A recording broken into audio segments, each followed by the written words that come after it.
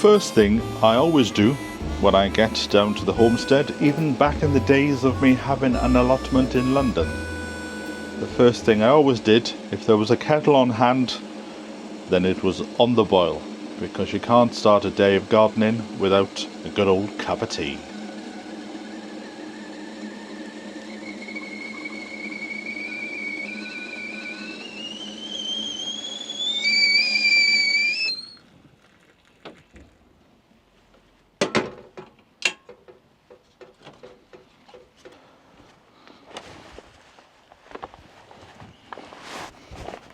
Oh, one of the best scents in the garden. If you want a scented flower, and especially if you want it in the evening, then you can't go far wrong without doing some scented stock. So do a bit of weeding first. There we go. Scrouch up the whole soil. So you don't need tools, just a bit of old flint. That's how they used to do it in the old days. And then we just take the seed, and it will only grow to about 12 inches. Once you've done night scented stock once, you will do it for years to come. There you go. Scrub it over the top like that, and that is the stock sorted. You can do it in pots as well, but I've never thinned it out. I've always put it straight in the ground like that. Now the job is to get up. Oh.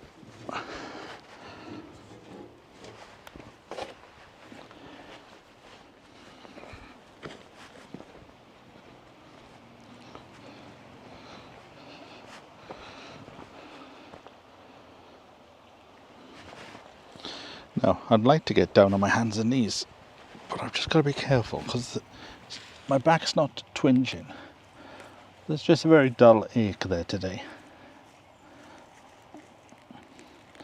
And I do prefer, when I can, to get down on the old hands and knees and pull the weeds out by hand, because you can feel the roots a lot better, rather than going across with a trowel. Because if you go across with a trowel, it just cuts the top off. And unless you get the weeds out, then you're never going to win. On my hands and knees I crawl through ground,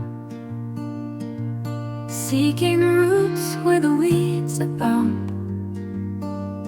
Each stem I pull is a tiny fight, but the garden blooms in the morning light. Fingers digging deep through the dirt and clay, uncovering secrets the garden conveys. Sweat dripping slow as the sun shines down, but the work feels easy when nature's around.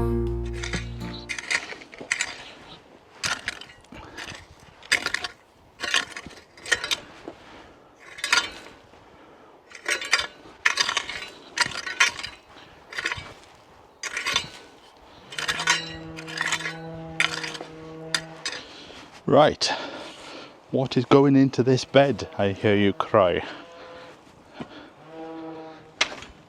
Did you guess correctly?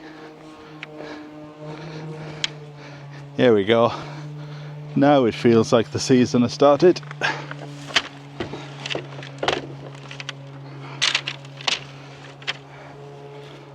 Now, I don't want them all. And in fact,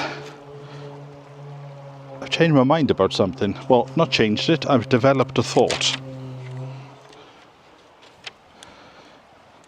Now usually, I would do a row of runner beans. If you've grown runner beans before, you will know. You love them for the first month, 6 weeks. And afterwards, you get a bit tired of them. So rather than a 20-foot row, I thought I would just do, I think that's 12 foot.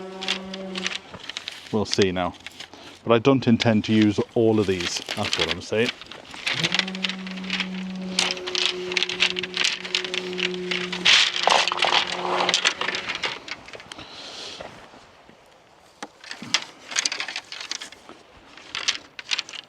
So here we go.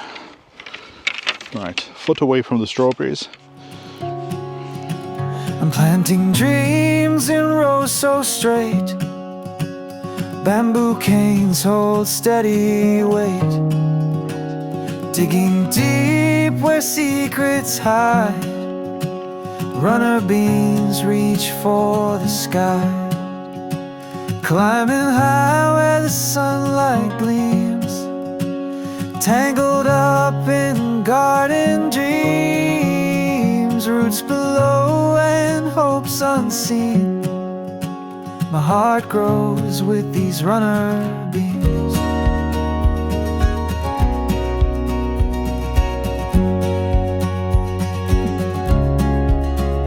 Hands in soil, I feel the hum. The earth whispers where I'm from. Each cane a guide, a tall embrace. Life shoots onward into space. The wind it sings the beanstalk's hymn. A cycle starts, it never dims. Nature's dance of growth and grace. Leaves trace maps of time and place. Climbing high where the sunlight gleams. Tangled up in garden dreams. Roots below and hopes unseen. My heart grows with these runner beans.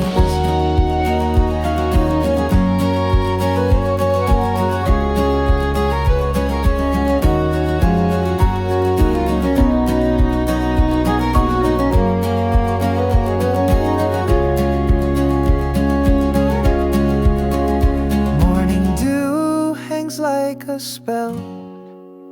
These canes they carry tales to tell.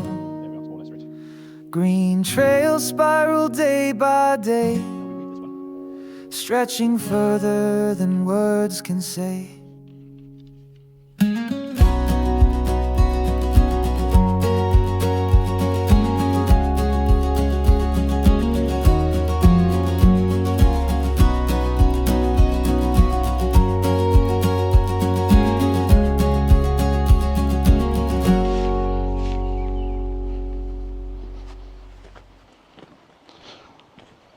That'll be more than enough beans just for me. Look how beautiful they look.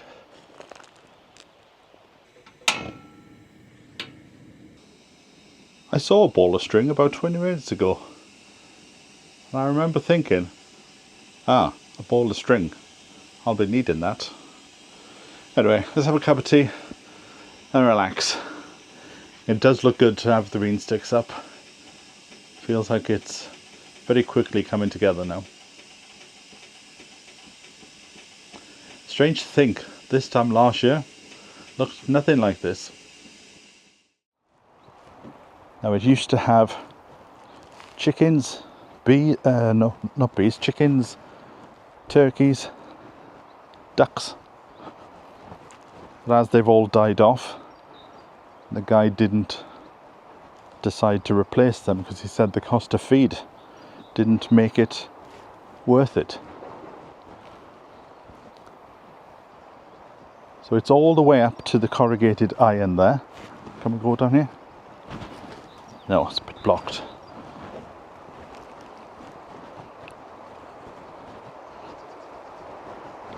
The river's next door.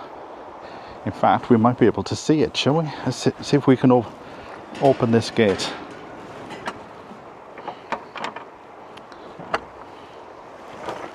There we go.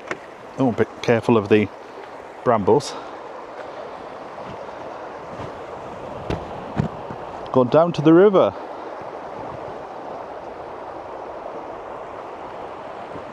Oh, it's nice and cool here. So let's go back in. You have to be careful of these brambles.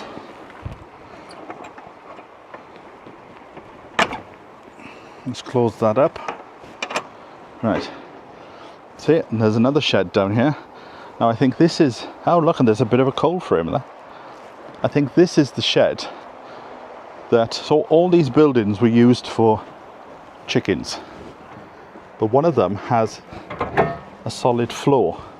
I think it's this one here. So maybe a good location for the shed.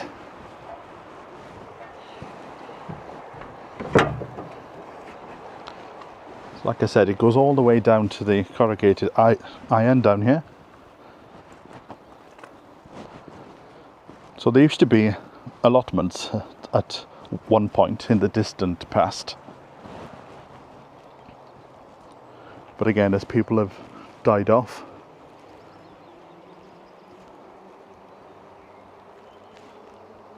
so it's more than enough for me.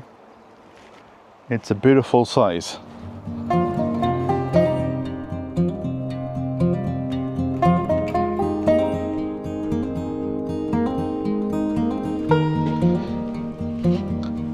I found a ball of string.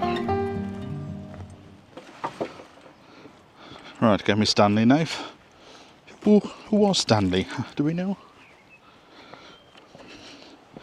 Right.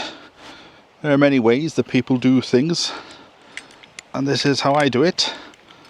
I've never had a bad experience doing it this way. Just push that in a bit, because don't want that in the eye of a July evening, do we? Just put them together. Now you can use cable ties that are very good, but I've got a bit of string here, and plus I haven't got small cable ties, I've only got big ones.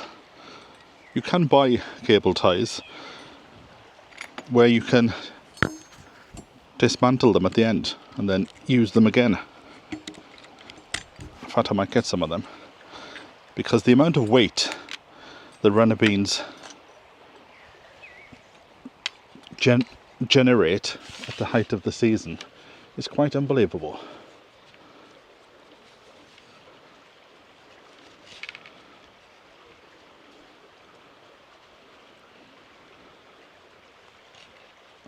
I'll come with the secateurs at the end and just cut that bit off. Ooh, it's a bit difficult to see, the sun is bouncing off the coal frame. So these are for the runner beans Rhondda Black, which were created in this area by an old gardener called Jack Hart and his friend Jack Jones. See, the thing with the cable tie is it keeps it in place. They don't slip. What you could do is tie it to the one just before it.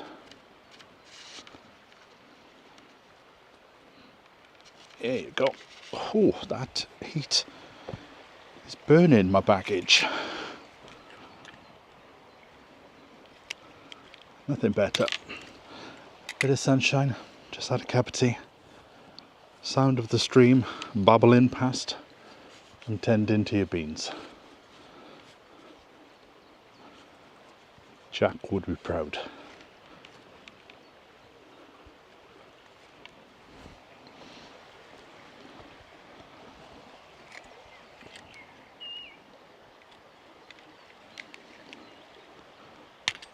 I'm going to have to send off for some more beans because these are 20 sticks and I've only got 10 plants.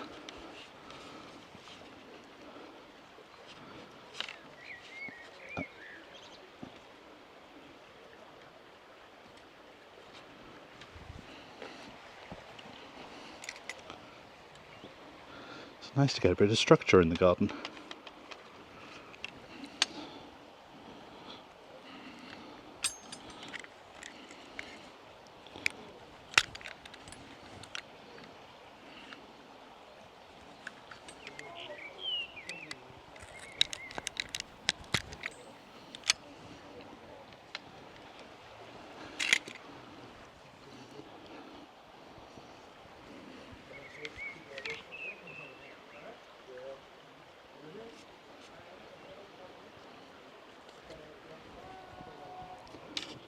One more now, and it's finished.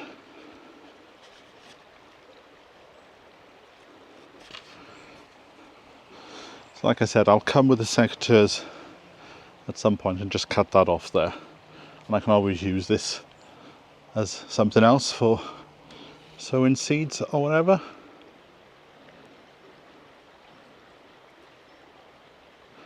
It got quite hot then.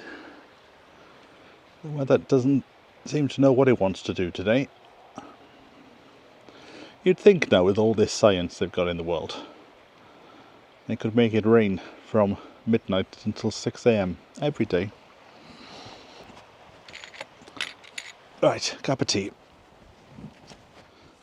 Oh, I might even push the boat out and have a biscuit. Rich tea, of course.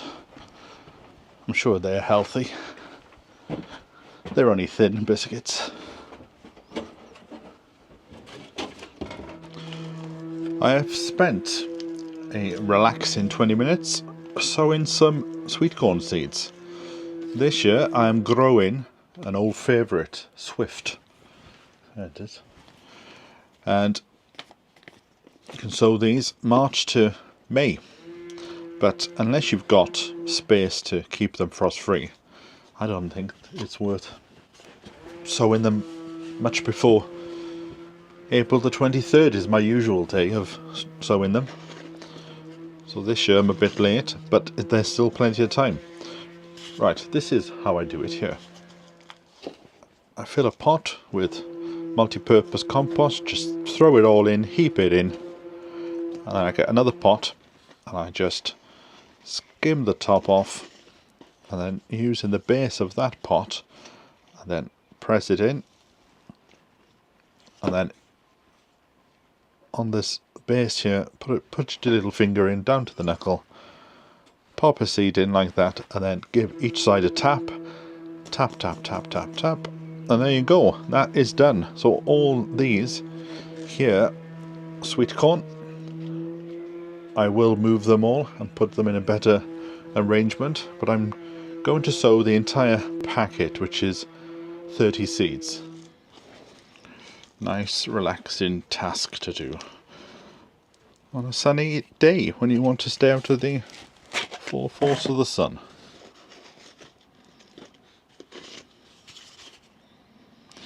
Thing with sweet corn is, if you sow it too early, then it's a task. You've got a plant that's about 2 foot, maybe even 3 foot high, and then you've got to try and protect that from the frost. But the way that I'm doing these will pop up in about 2 weeks' time, when I know the threat of frost has definitely gone by then in these parts. Let me think now. The end of next week is usually when the final frost comes.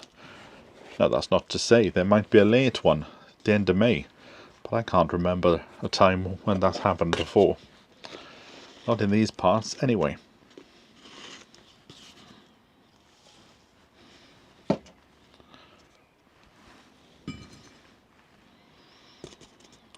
And these, I will keep these outside. The weather is so warm at the moment, there's no point keeping them indoors. They can go on the little table outside the shed. Just make sure they're well watered.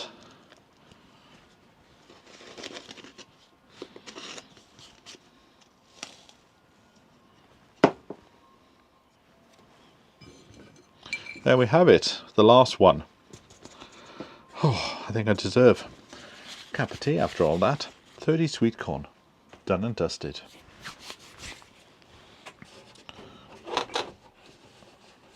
Oh, and thank you very much to my friend Percy, who called in the other day and brought a gift in. A biscuit barrel. And it must be a biscuit barrel for somebody on a diet, because you can't get that many biscuits in there. But never, you can get at least half the packet in, and then you've got to eat the other half before they go off. So thank you very much for that, Percy. That will certainly be given some good use over the coming months. Right, cup of tea now, and then, I don't know, is there anything else to do? Or is it time to go home? What is the time? Oh, it's gone 6 o'clock.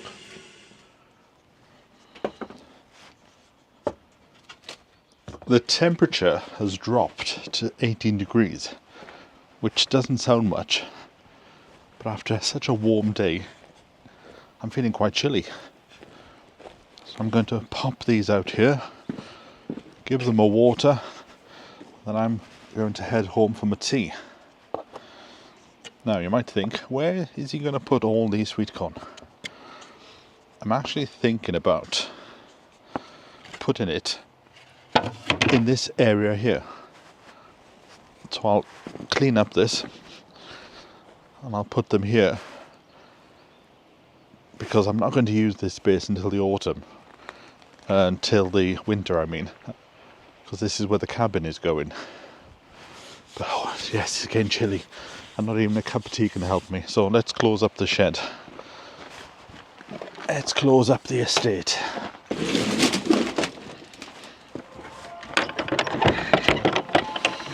And who knows, on the way home, I might even celebrate with an ice cream. Although by the time I pack up, I'm sure he'll be gone. Right. I'll catch up with you next time. Bye for now.